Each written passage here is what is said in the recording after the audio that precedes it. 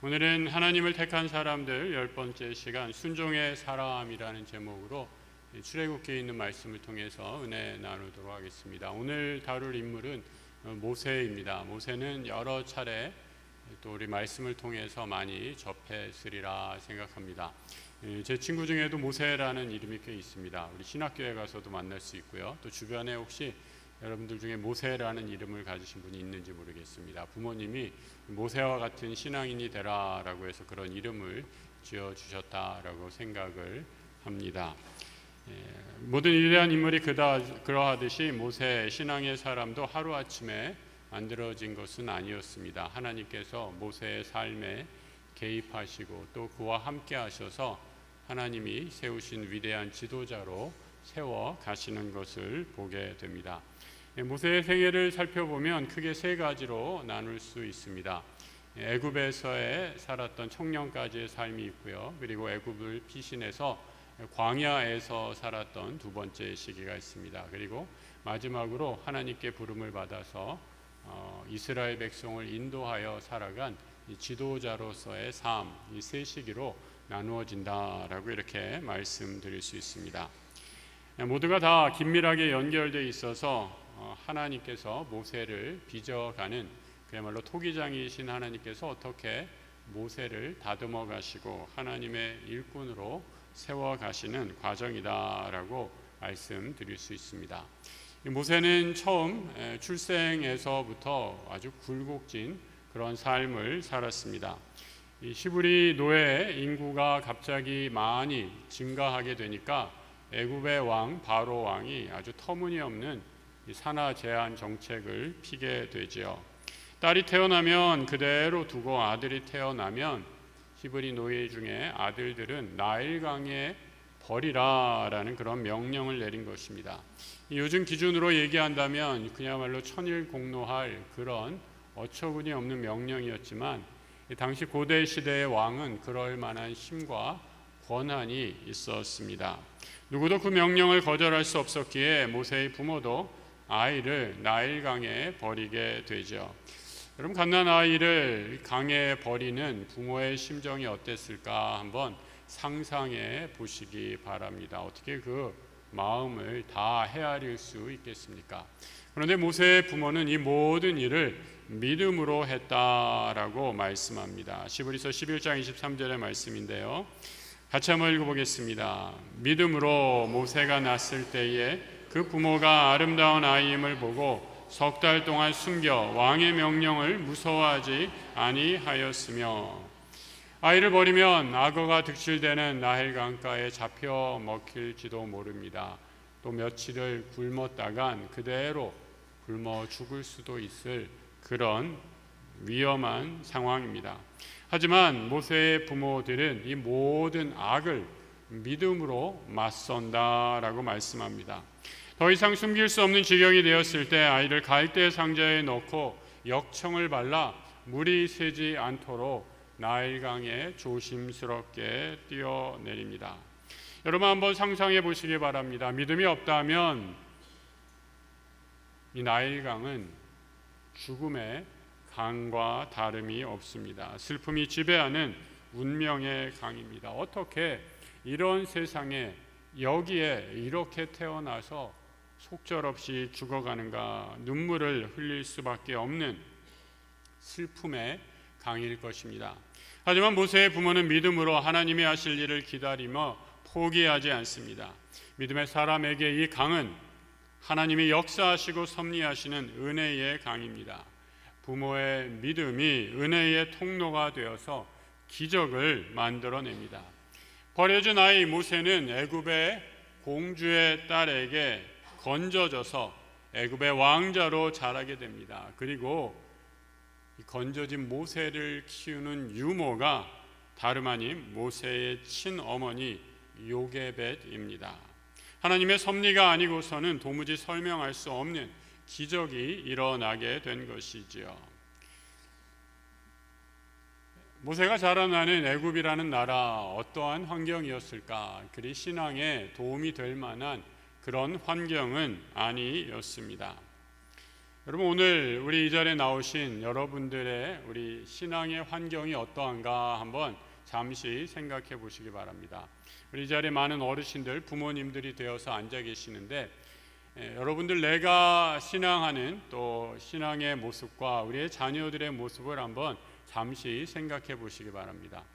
우리가 신앙은 함부로 판단할 수 없는 것이죠. 신앙은 하나님만이 판단하십니다. 하지만 겉에 보이는 것으로만 우리가 조금 생각해 본다면 자녀들의 신앙과 우리 부모님들의 신앙이 어떠신 것 같아요?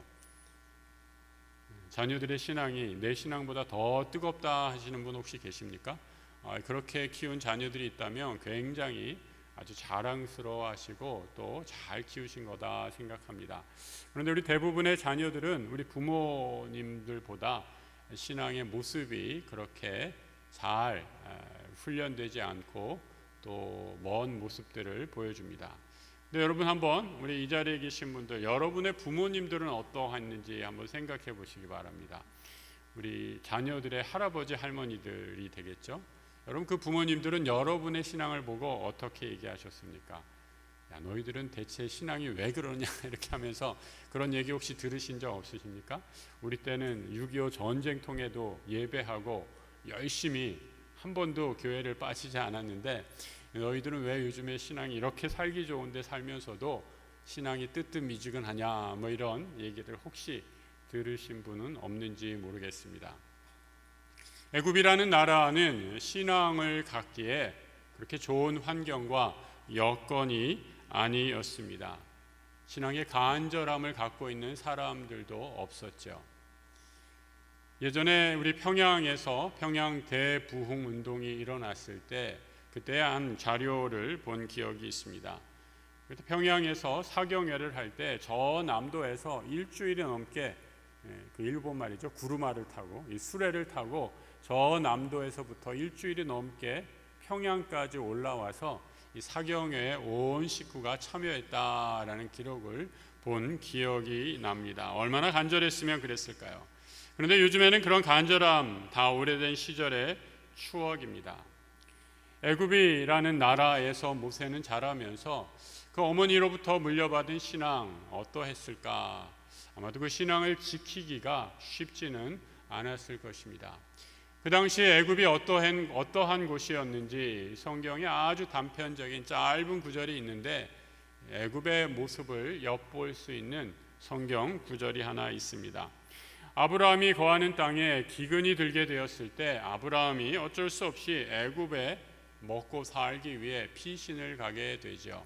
그때 아브라함은 아내 사라에게 뭐라고 말하느냐, 내가 애굽으로 가게 되면 당신을 아내라고 얘기하지 않고 누이라고 속이겠소. 그러니 내 말대로 하시오라고 말합니다. 왜 그런 거짓말을 해야 했을까요? 창세기 12장 12절에 이렇게 말하고 있습니다. 애굽 사람이 그대를 볼 때에 이르기를 이는 그의 아내라 하여 나는 죽이고 그대는 살릴 것을 두려워해서 이런 거짓을 말해야 한다라는 것이죠. 애굽, 이집트는 어떤 곳입니까? 힘과 폭력이 지배하는 곳이었습니다. 힘과 권력이 있으면 무엇이든지 취할 수 있고 뺏을 수 있는 나라가 바로 애굽이었다라는 거죠. 나의 유익을 위해선 타인을 배려할 필요도 없고 얼마든지 해칠 수 있는 나라가 바로 애굽이었습니다. 만인이 만인을 향한 투쟁에서 가장 필요한 것은 힘과 권력으로 상징합니다. 애굽은 세상에 그런 의미에서 욕망을 쫓는 사람들에게 최적의 장소였습니다. 하지만 모세는 그 애굽의 삶의 법칙을 따르지 않고 어머니에게 물려받은 신앙을 따라 삽니다. 히브리서 11장 24절 이하의 말씀 우리 같이 한번 읽어보죠. 믿음으로 모세는 장성하여 바로의 공주의 아들이라 칭함받기를 거절하고 도리어 하나님의 백성과 함께 고난받기를 잠시 죄악의 낚시를 누리는 것보다 더 좋아하고 그리스도를 위하여 받는 수모를 애굽의 모든 보화보다 더 큰 재물로 여겼으니 이는 상 주시는 이심을 바라봄이라. 믿음으로 바로 왕궁의 모든 이익과 권리를 포기한 모세였지만 어느 날 동족을 괴롭히게 구는 애굽인을 보고 분을 참지 못해서 그 사람을 죽이고 맙니다. 이 순간적인 분노 조절 장애를 일으킨 거죠. 살인죄를 저지르고 화려한 왕궁을 떠나 미디안이라는 광야에서 살게 됩니다. 그곳에서 만난 여인과 결혼하고 게르솜이라는 아들을 낳게 되죠. 여러분, 히브리인들, 유대인들은 아들의 이름에 다 뜻이 있는 것을 보게 됩니다. 게르솜이라는 이름의 뜻은 무엇인가? 내가 이방 땅에서 나그네가 되었다라는 의미입니다. 처량한 자신의 신세, 나그네 인생임을 고백한 것입니다. 인생이 나그네 길이라고 하는데 여기에서 아무것도 성취한 것도 없이 처량하게 내 인생이 막을 내리는구나 라고 실망하고 좌절했을지도 모릅니다. 40년의 긴 광야 생활 끝에 하나님 모세를 부르십니다. 그런데 모세의 반응이 흥미롭습니다. 하나님은 모세에게 가라 가라 하시는데 모세는 계속해서 나는 못 가겠습니다 라고 거절하죠. 모세가 이렇게 하나님의 명을 거절하는 이유, 그의 마음속 깊은 곳에 있는 두려움 때문입니다. 내가 하나님의 보냄을 받았다고 하지만 사람들이 나를 받아들이지 않을 것입니다 라고 두려워하죠. 출애굽기 4장 1절의 말씀, 모세가 대답하여 이르되 그러나 그들이 나를 믿지 아니하며 내 말을 듣지 아니하고 이르기를 여호와께서 내게 나타나지 아니하셨다 하리이다. 아니, 네가 도대체 하나님의 부름을 받았다는 증거가 무엇이냐라고 물을 때에 나는 그에 대한 대답을 할 준비가 전혀 되어 있지 못하다라고 말하는 것입니다. 하나님을 믿지 못하고 의심하자 하나님은 모세에게 그 자리에서 엄청난 능력을 보여주시죠. 모세가 갖고 있는 지팡이를 뱀으로 만드는 마술 같은 능력을 보여주십니다. 이뿐입니까? 모세의 손에 갑자기 심한 피부병이 들게 하셨는데 허리춤에 넣었다가 빼니 그 심한 피부병이 깨끗이 나음을 입는 기적을 보여주십니다. 그리고 세 번째로 나일강에서 떠온 물을 피로 변하게 하는 기적을 연이어 보여주시죠. 이 모든 기적, 앞으로 바로 왕 앞에서 행할 기적들의 맛보기였습니다. 하나님이 이 정도 기적을 보여주셨다라고 한다면 여러분은 어떻게 반응하실 것 같으십니까? 이 정도면 하나님 한번 해볼만 하겠는데요. 좀 어깨에 힘이 들어가면서 내가 한번 해보겠습니다 라고 이렇게 말할 것 같지 않으십니까?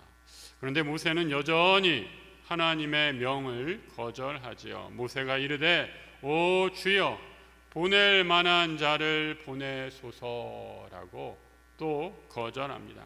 나는 아니다라는 거죠. 모세를 보고 있으면 좀 소심하고 답답한 사람이 아니었나라는 생각이 들 정도입니다.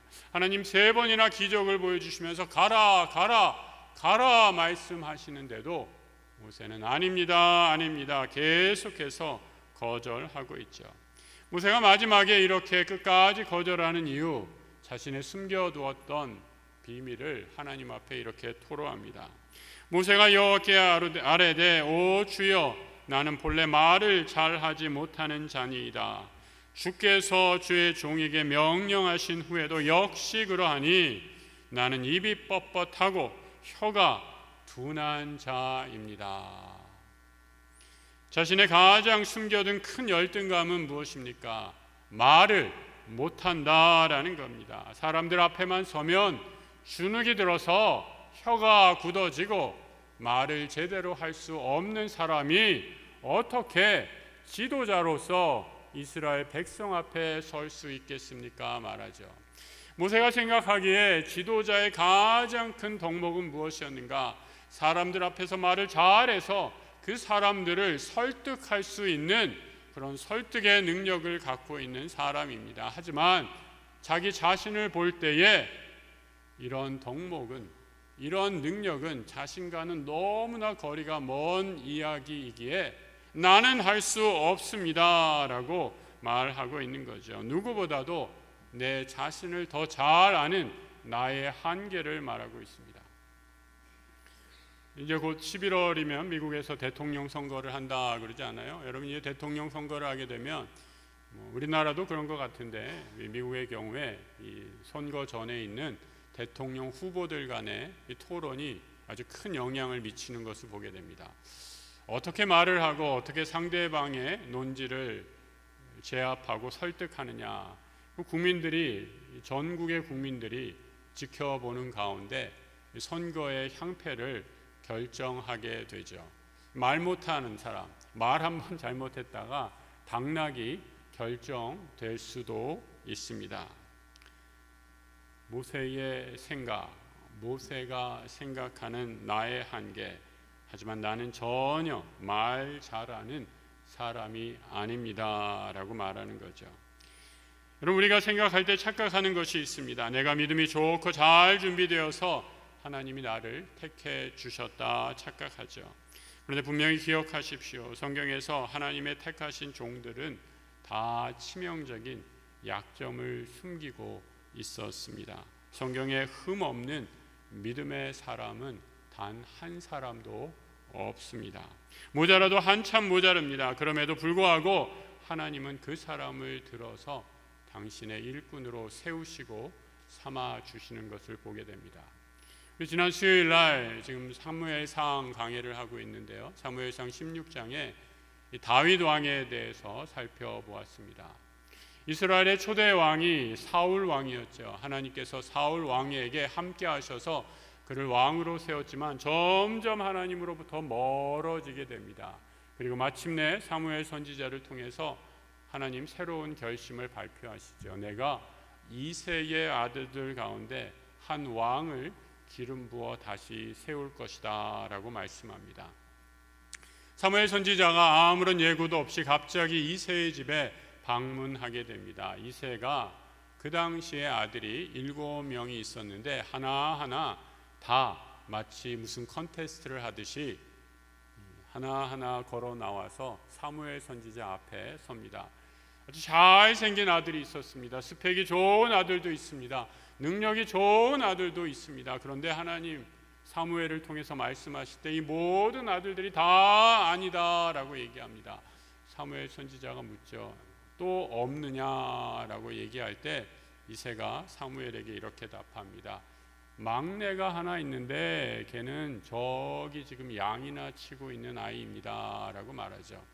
히브리 말에 막내 하가톤이라는 단어를 쓰고 있는데 이 막내는 그야말로 보잘것없는 아이라는 뜻입니다.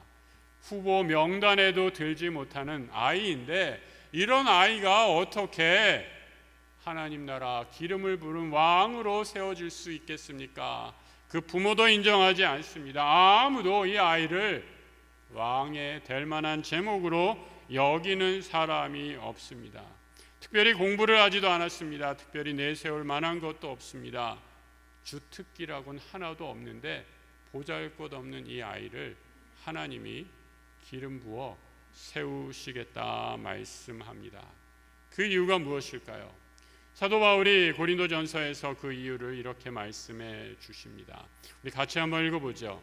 하나님께서 세상에 미련한 것들을 택하사 지혜 있는 자들을 부끄럽게 하려 하시고 세상에 약한 것들을 택하사 강한 것들을 부끄럽게 하려 하시며 하나님께서 세상에 천한 것들과 멸시받는 것들과 없는 것들을 택하사 있는 것들을 폐하려 하시나니 이는 아무 육체도 하나님 앞에서 자랑하지 못하게 하려 하심이라. 정말 그러했습니다. 다윗은 아무것도 없었습니다. 다윗은 아무것도 없을 뿐더러 아무것도 아닌 아이였습니다. 하지만 그의 중심이 하나님을 향해 있었기에 하나님은 다윗을 사용하십니다. 믿음으로 애굽의 왕궁의 모든 부귀와 권리를 포기한 모세, 하나님이 이 모세를 훈련시키십니다. 미디안 광야 40년의 나그네 인생도 하나님의 아주 중요한 훈련 계획의 일부였습니다. 광야에서 하나님의 섭리를 발견한 모세는 점점 믿음의 눈이 떠지게 됩니다. 광야에서 두 번째로 얻은 아들의 이름 엘리에셀이었다라고 말하죠. 출애굽기 18장 4절입니다. 하나의 이름은 엘리에셀이라. 이는 내 아버지의 하나님이 나를 도우사 바로의 칼에서 구원하셨다라는 뜻으로 엘리에셀이라는 이름을 짓습니다. 살인을 하고 애굽에서 도망치듯 쫓겨 나왔을 때는 몰랐습니다. 큰아들 게르솜을 낳았을 만해도 내 인생 이제 꼬일 대로 꼬였구나. 이곳에서 광야에 살면서 낯선 나그네로 처가살이 하다가 막을 내리는구나 라고 낙담합니다. 하지만 광야에서 한 해 두 해 보내다가 하나님과 교제하며 그는 자신을 광야로 인도하신 분이 하나님이심을 깨닫게 됩니다. 하나님 관점에서 볼 수 있는 믿음의 눈이 열리게 된 것이지요. 그리고 그 광야에서 분명히 깨달은 사실 하나, 나를 이 광야로 인도하신 분이 하나님이시고 하나님의 도우심으로 내가 지금 살아있다라는 사실입니다. 그래서 둘째의 이름을 하나님이 도우셔서 나를 구원하셨습니다. 엘리에셀로 지은 것이죠. 광야 40년의 시간은 뼛속 깊숙이 자기도 모르게 젖어든 애굽의 삶의 양식을 다 뒤엎고 버리는 거룩을 배우는 시간이었습니다. 여러분, 우리의 의지, 우리의 결단이 아무리 강하고 또 훈련이 잘 돼 있는 사람이라도 우리 인간은 환경의 지배를 받을 수밖에 없습니다. 하나님을 없는 삶, 또 세상의 힘으로 무엇이든지 다 할 수 있는 그 애굽에서 40년을 살았기에 세상의 독을 빼는데 미디안 광야 40년의 똑같은 시간이 모세에겐 필요했던 것이죠. 자기도 모르게 뼛속 깊숙이 젖어든 애굽의 양식을 버리고 광야 40년은 하나님의 거룩을 배우는 시간이었습니다. 그는 먼저 혈기를 죽이고 하나님만 의지하는 법을 배우게 됩니다. 내가 할 수 있는 일 최선을 다해 일하지만 내 힘으로 할 수 없는 것들 하나님께 맡겨야 온전해질 수 있음을 배우게 됩니다. 하나님이 모세에게 내가 너를 이스라엘의 지도자로 세우리라. 너는 앞으로 이스라엘을 애굽으로 탈출하여서 가나안 땅으로 인도할 것이다 라고 말씀할 때마다 나는 못합니다, 나는 못합니다, 나는 어눌합니다 변명할 때마다 하나님이 모세에게 주신 말씀이 있습니다. 여러 번 거듭해서 말씀하시죠. 내가 너와 반드시 함께 있으리라. 내가 너와 반드시 함께 하리라 약속하십니다. 내 힘으로 하는 것이 아니죠. 하나님이 함께 하시기에 이 거룩한 사명을 감당할 수 있습니다. 저는 이번 주에 모세를 묵상하면서 모세가 행한 여러 가지 일들이 있지 않습니까? 홍해를 가르고 바로왕 앞에서 기적을 행하는 정말 지팡이를 들고 행하는 그 능력의 모세, 그 능력의 모세를 본문으로 삼지 않고 불어 오늘 말씀을 본문으로 삼았습니다. 하나님이 그런 능력을 주신다면 얼마나 감사하겠습니까? 하지만 바로왕 앞에서 기적을 행하는 모세보다 제가 더 사모하고 싶은 능력, 하나님과 대화하는 모세, 그 모세가 훨씬 더 부럽습니다. 출애굽의 명을 내리시고 모세에게 가라 하시자 하나님께 모세는 거듭 못하겠습니다 라고 말합니다. 그리고 아무에게도 말하지 않았던 자신의 약점을 하나님께만 토로하지요. 난 못합니다. 사람들 모두 힘세고 잘난 것 자랑하고 약하고 부끄러운 것을 감춥니다. 그래서 내가 가진 지식과 힘과 권세를 자랑해야 상대가 나를 무시하지 않기 때문이죠. 나의 약점을 자랑하는 사람은 어리석은 사람입니다. 상대는 그 약점을 알고 나를 공격하고 나를 물어뜯어 나를 삼켜버릴 것입니다. 이것이 세상의 법칙이고 모세가 애굽에서 배운 삶의 법칙이었습니다. 하지만 모세는 아무도 지금까지 얘기하지 않았던 자신의 약점을 하나님 앞에 드러냅니다. 나는 말을 잘하지 못합니다. 어눌합니다. 하지만 하나님은 모세의 약점을 미리 아시고 내가 너와 함께 하신다 약속하십니다. 걱정하지 마라. 너의 연약함을 내가 다 알고 아론을 준비시켜서 너와 함께 동역하게 하시겠다 말씀하십니다. 하나님과 솔직한 대화를 하는 모세, 성경은 이렇게 묘사해 주고 있습니다. 사람이 자기의 친구와 이야기함 같이 여호와께서는 모세와 대면하여 말씀하셨다 증언합니다. 모세는 하나님의 친구였고 하나님은 모세의 친구였습니다. 친구를 여러 가지로 말할 수 있겠지만 베프, 찐친의 한 가지 기준, 비밀을 함께 공유할 수 있다라는 거죠. 나의 가장 친구에게 나는 나의 허물을 얼마든지 드러낼 수 있습니다. 그 친구도 자신의 허물을 얼마든지 드러낼 수 있습니다. 서로 신뢰하고 서로 사랑하고 서로 삶의 희노애락을 함께 나누었기에 그런 허물이, 그런 약점이 하나도 부끄럽지가 않습니다. 모세는 하나님의 구원의 계획을, 하나님은 모세의 연약함을 알고 하나님과 함께, 모세는 그 길을 하나님과 함께 걸어갔던 것이죠. 저는 이 모세가 얼마나 부럽고 닮고 싶은지 모릅니다. 모세의 삶을 한 단어, 키워드로 뽑는다면 저는 그래서 순종이라는 단어를 뽑겠습니다. 출애굽 이후에 모세의 삶을 살펴보면 오늘 본문의 말씀처럼 모세는 하나님이 명하시니 모세가 그대로 다 순종했다라고 거듭거듭 말씀합니다. 여러분이 한번 시간이 계실 때 출애굽기를 한번 읽어보십시오. 여러 번 확인할 수 있습니다. 하나님이 말씀하시니 모세가 순종했다, 명하신 대로 다 행했다라는 거죠. 모세는 하나님이 바로에게 전하라는 것 가감 없이 전합니다. 그리고 하나님이 명하신 것 하나도 빠지지 않고 수행합니다. 하나님의 말씀 가운데는 순종하기 어려운 것들도 있었습니다. 대표적으로 약속의 땅 가나안을 목전에 두고 하나님은 모세에게 너는 그 땅에 들어가지 말라라고 명하시죠.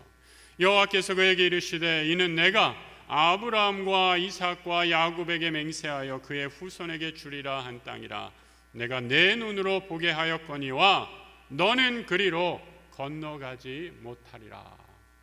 느보산 꼭대기에서 저 눈앞에 보이는 적과 꿀이 흐르는 땅 가나안을 바라보고 있는데 하나님이 너는 보기만 하지 그 땅에 들어가지 못하리라 라고 말씀합니다. 여러분 얼마나 기가 막힌 명령입니까? 아니 여지까지 고생한 게 누군게? 광야 40년, 애굽에 40년, 자신의 모든 삶 80년을 들여서 이스라엘을 출애굽하여 여기까지 인도한 것이 누구인데 하나님은 모세에게 너의 사명은 여기까지다. 스탑. 멈추라 말씀합니다. 인간적인 생각으로는 얼마나 섭섭할까요? 항의하고 불만을 터뜨릴 만도 한데 모세는 자신의 생각으로 이해할 수 없는 하나님의 명령에도 토 하나 달지 않고 순종합니다. 하지만 모세의 이 모습이 마지막은 아니었습니다. 구약의 느보산에서 아무도 없이 자신이 끌고 온 이스라엘 백성을 떠나보내는 쓸쓸한 노인 모세 생각하면 얼마나 처량하고 쓸쓸할까요? 하지만 그것이 모세의 마지막 모습은 아니었습니다. 신약에서 모세는 다시 등장하게 되죠. 예수님께서 기도하고 변화산에서 영광 중에 변화하실 때에 마태복음 17장 3절은 모세와 엘리야, 예수와 대화하고 있는 모습을 이렇게 말씀합니다. 그때 모세와 엘리야가 예수와 더불어 말하는 것이 그들에게 보였다 말씀하죠. 하늘의 영광의 모습으로 예수와 함께 엘리야와 더불어 모세는 주님과 함께 대화하고 있었다라는 거죠. 모세의 마지막 종착지 이 땅에 가나안이 아니었던 것입니다. 그의 최후의 본향, 파이널 데스티네이션은 하늘나라였습니다. 바로 그곳에서 영광의 주님과 교제했던 것입니다. 믿음으로 순종할 때에 사람이 죽어가는, 어린아이가 죽어가는 죽음의 강 나일은 은혜의 강으로 변화했습니다. 순종의 믿음은 절망과 좌절의 순간에도 하나님 함께 하심을 깨닫고 다시 일어날 힘입니다. 순종은 지금 당장의 눈앞의 절망과 어려움에 좌절하지도 않습니다. 하나님께 순종할 때 우리 인생의 최후 손익계산은 이 땅이 아니라 영광의 주님을 만나는 순간임을 알기 때문입니다.